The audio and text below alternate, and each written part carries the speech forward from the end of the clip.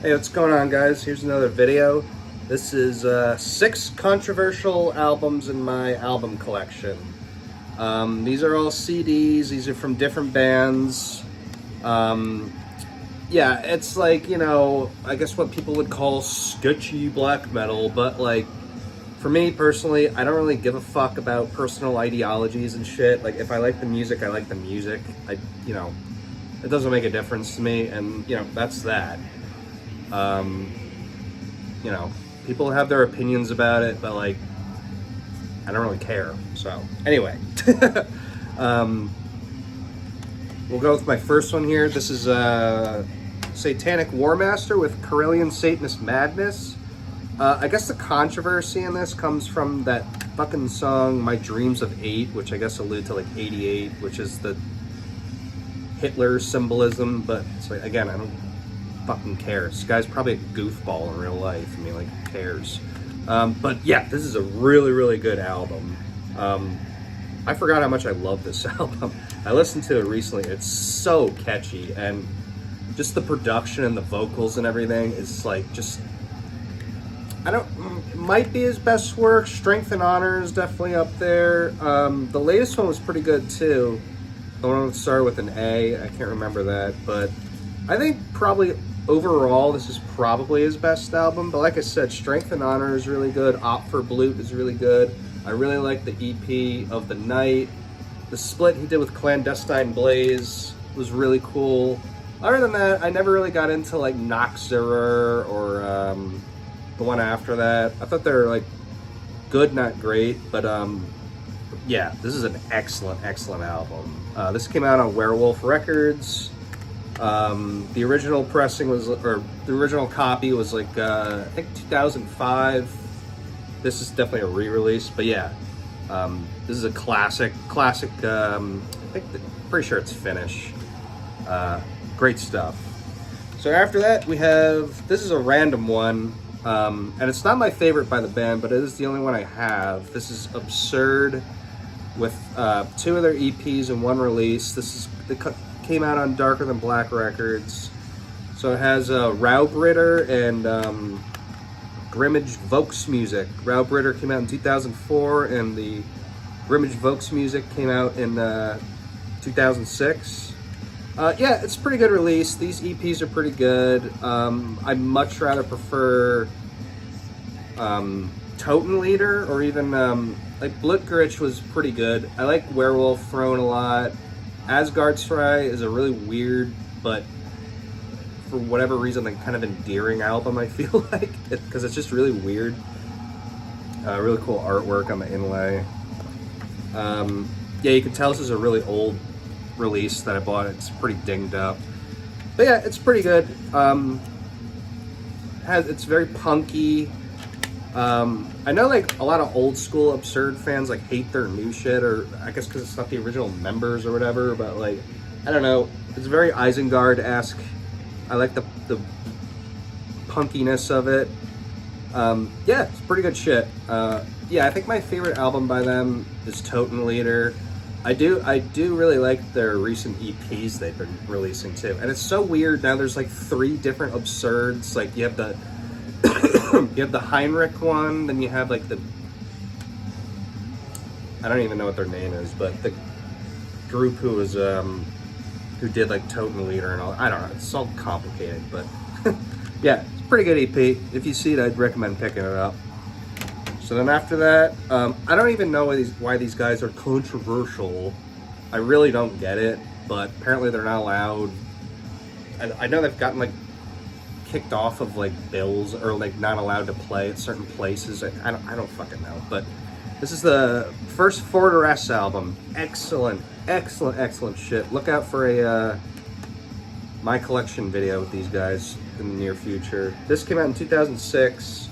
My only complaint with this is that they use the drum machine that at times can get a little annoying, but you can't beat the riffs on here. Just absolute masterfully written riffs.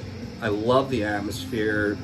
The leads are like what this band is known for, and they're all over the place here.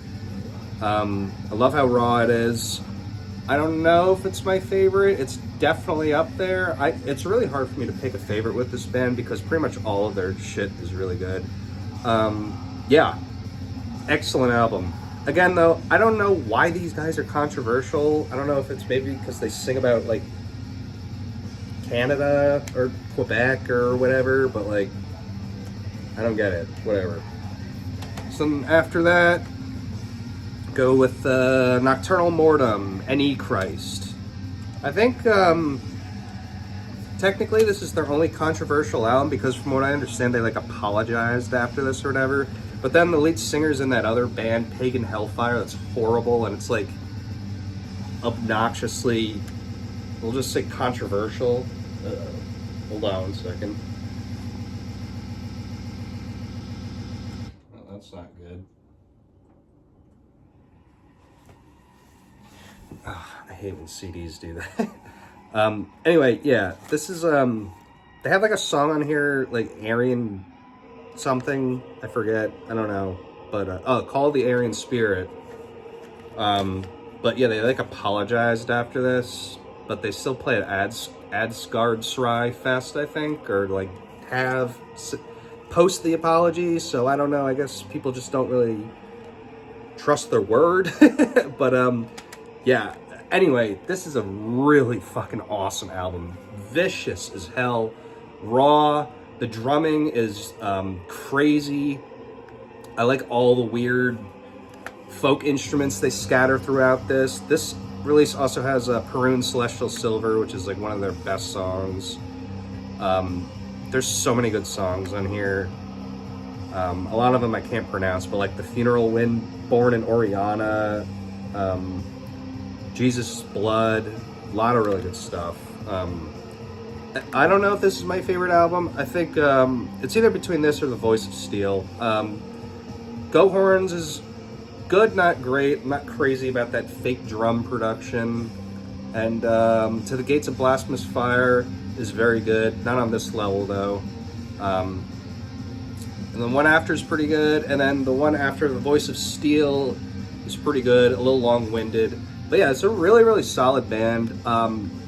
This album is probably their rawest album, but if you get past it and you just kind of listen to the music for what it is, it's really, really well done shit.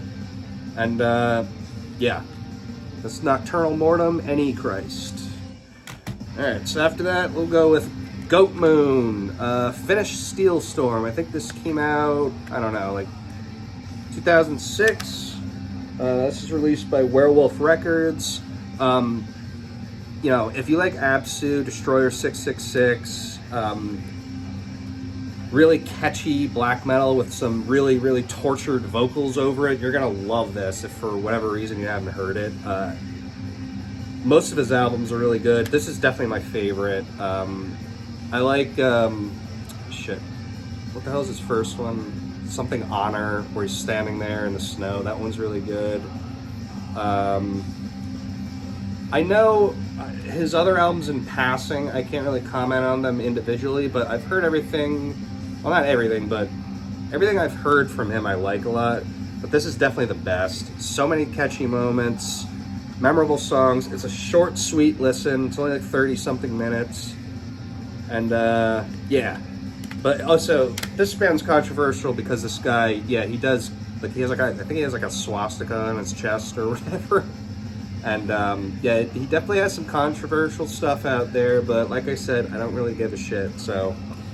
But yeah, this is his best album, and the music on here, you know, is great stuff. So then, last but not least, we're gonna go with a big wig in the controversial scene. This is Graveland, Fire Chariot of Destruction. This came out, I wanna say like 2005. I bought this ages ago. Out of all of these controversial bands here, I think Graveland is probably my favorite. It's either Graveland or Fortress. But yeah, they have so many good albums. Following the Voice of Blood, Thousand Swords, Immortal Pride, Fire Chariot of Black Destruction, Dawn of Iron Blades, Creed of Iron, Will Stronger Than Death. I kind of stopped following them after Spears of Heaven I've heard their stuff in passing. I have like a cassette of Cold Winter Blades. That's a pretty good EP. And but yeah, I just really like their style. This might be my favorite album by them, or it's a one-man project, at least up until the last album they put out like 2 years ago or whatever.